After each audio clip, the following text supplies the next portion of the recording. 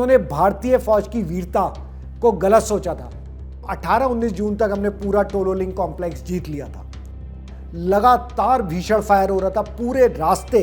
जब हम ऊपर चढ़ रहे थे मशीन गन का सबका मुंह हमारी तरफ कर रखा था और उसी स्थिति में खून बहने के बावजूद हम आगे बढ़ते रहे। मैंने अपने साथ अपने एक जवान को लिया और निश्चय किया कि मैं वापस पहुंचूंगा। मुझे अपने देश के लिए जीना है, मरना नहीं है और अगली लड़ाई के लिए फिर लड़ना है। नमस्कार, कारगिल युद्ध की कहानी एक योद्धा की जुबानी में एक बार फिर हाजिर हूँ। मैं अनूप कुमार मिश्र। टोलोलिंग की लड़ाई के बाद अब बात करते हैं थ्री पिंपल्स की लड़ाई। यह वही लड़ाई थी जिसमें कैप्टन अखिलेश सक्सेना का एक हाथ जख्मी हो गया। जख्मी इस कदर कि बम धमाके से लगभग उनका एक हाथ पूरा उड़ चुका था। बावजूद इसके उन्होंने दुश्मन से मोर्चा लेना जारी रखा। ये हाथ किन परिस्थितियों में जख्मी हुआ, इसके बाद कैप्टन सक्सेना किस तरीके से दुश्मन से मोर्चा लेते रहे, आगे क्या हुआ, इन सभी घटनाओं को विस्तार से जानने के लिए सीधे रुख करते हैं कैप्टन अखिलेश सक्सेना।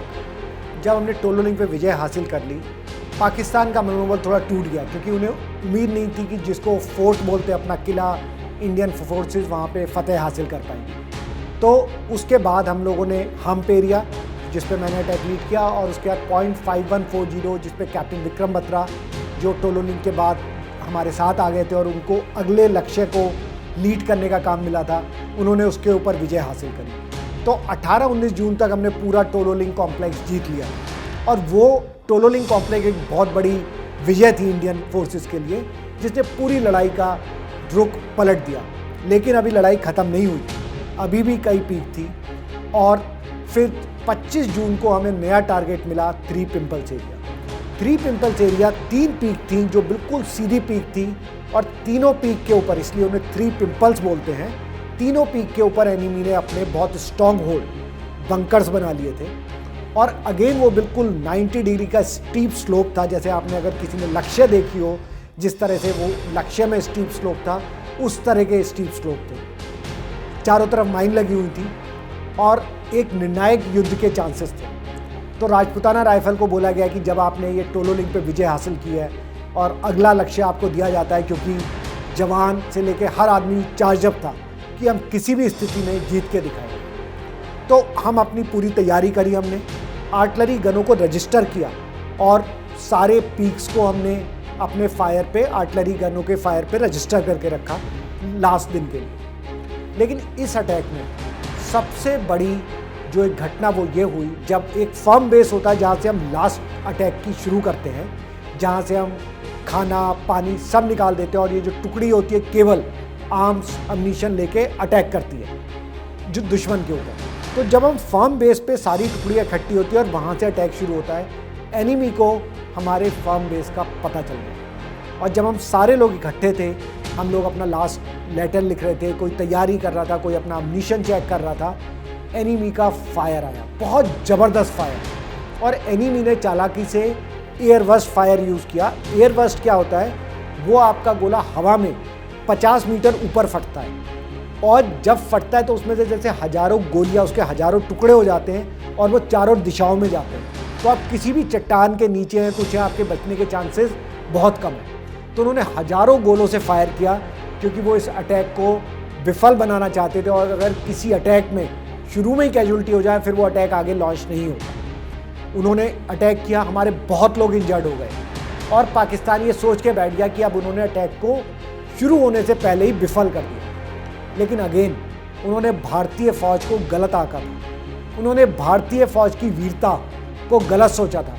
इतनी कैजुअल्टी होने के बाद भी कर्नल रविन्द्रनाथ और सब ऑफिसर ने डिसाइड किया कि अटैक नहीं रुकेगा, हम अभी भी विजय हासिल करेंगे। क्या हुआ, अगर हमारे 30% लोग इंजर्ड हो गए, हमने उन सबको फर्स्ट एड दिया, पीछे भिजवाया जहाँ पे उन्हें मेडिकल ट्रीटमेंट मिल जाए और बाकी टुकड़ियाँ रीऑर्गेनाइज करके अपने अटैक के लिए आगे बढ़ गई। एनिमी को हमारा पता चल चुका था, लगातार भीषण फायर हो रहा था पूरे रास्ते। जब हम ऊपर चढ़ रहे थे, आर्टिलरी का इतना फायर आ रहा था, एनिमी ने पूरी गन्स, मशीन गन का सबका मुंह हमारी तरफ कर रखा था। जब हम बिल्कुल उनके लक्ष्य के पास पहुंच गए, बीच में कुछ लोग घायल हुए, जब लक्ष्य के पास पहुंच गए तब एनिमी का एक गोला आके मेरे हाथ पे लगा और मेरे बाएं हाथ का एक पार्ट पूरा उड़ गया और उसी समय कुछ उसके टुकड़े मेरे पैर के थ्रू भी निकल गए। तो बुरी तरीके से खून बह रहा था।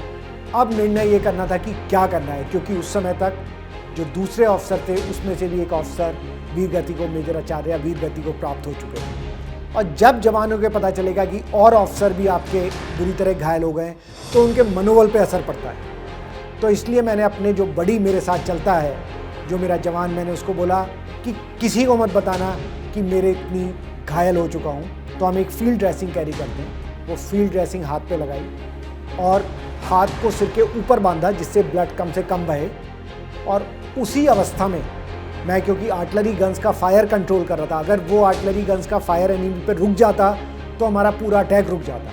तो और जितने लोगों ने वीर गति दी अब तक, अपने प्राण दिए हैं, वो सब वेस्ट हो जाता। इसलिए हमने कहा कि अटैक रुकेगा नहीं। आर्टिलरी गन्स जो 100 से ज़्यादा गन्स फायर कर रही थी मेरी कमांड पे, वो चलता रहेगा और मैं रेडियो से उनको कंट्रोल करता रहा। लगातार फायर आता रहा और उसी स्थिति में खून बहने के बावजूद हम आगे बढ़ते रहे।